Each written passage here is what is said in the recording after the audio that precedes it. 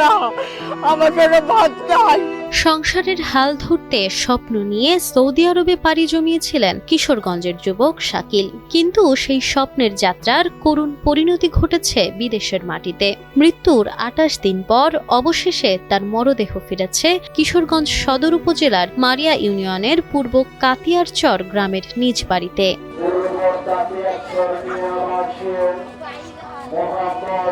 পরিবার সূত্রে জানা যায় ২০১৯ সালে প্রায় ৪ লাখ টাকা ঋণ করে একটি রিক্রুটিং এজেন্সির মাধ্যমে সৌদি আরবে যান শাকিল। সেখানে আকামা সংক্রান্ত জটিলতায় কর্মস্থল ছেড়ে দিতে বাধ্য হন। পরে অবৈধভাবে কাজ করার সময় সৌদি পুলিশের হাতে আটক হয়ে কারাগারে যান।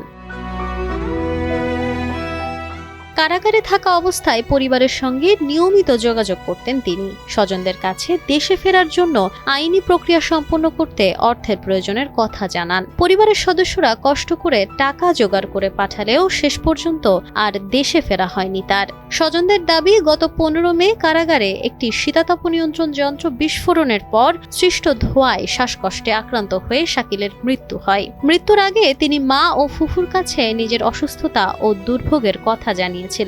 ১০ দিন আগে কথা হচ্ছে, আমি ঢাকা গেছিলাম, চিকিৎসা করতাম। গেছি পরে হেডমান লোকে কইতেছে, আম্মা আমি খুব কষ্টের মধ্যে আছি, আমার ৬,০০০ টাকা দেও আর ৬০,০০০ টাকা বাবারাও আমার ঈদের আগে চাপি হয়ে যাইব গা। বাবা তুমি কি বলেছ? আমি বাবা না, আমি বাবা চিন্তা হয়েছে, আমার চিন্তা না, আমার পেটে ভাত নাই, আমার শরীরে লাঞ্জি আছে, আমার পরনের কাপড়টি সিরা লুচা লুচা হয়েছে।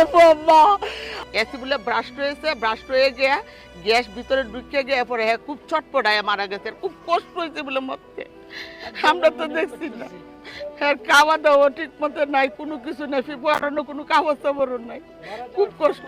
মরদেহ দেশে আনতে প্রয়োজনীয় অর্থ জোগাড়ে পরিবার যখন দিশেহারা, তখন কিশোরগঞ্জ ৬ আসনের সংসদ সদস্য ও বস্ত্র ও পাট মন্ত্রণালয়ের দায়িত্বপ্রাপ্ত প্রতিমন্ত্রী শরীফুল আলমের উদ্যোগে সরকারি সহযোগিতায় মরদেহ দেশে আনার ব্যবস্থা করা হয়।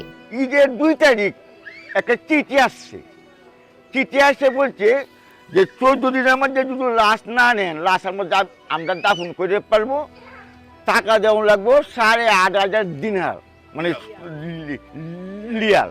শাকিলের বাবা ওমর ফারুক বলেন, আমার ছেলে ছিল পরিবারের একমাত্র উপার্জনক্ষম ব্যক্তি। এখন কিভাবে সংসার চলবে আমরা জানি না। এই ঘটনায় এলাকায় শোকের ছায়া নেমে এসেছে। একই সঙ্গে প্রবাসী শ্রমিকদের নিরাপত্তা, আইনি সুরক্ষা এবং মানবিক সহায়তা নিশ্চিত করার দাবিও জোরালো হয়েছে। Nafisa Nuwal, Times today.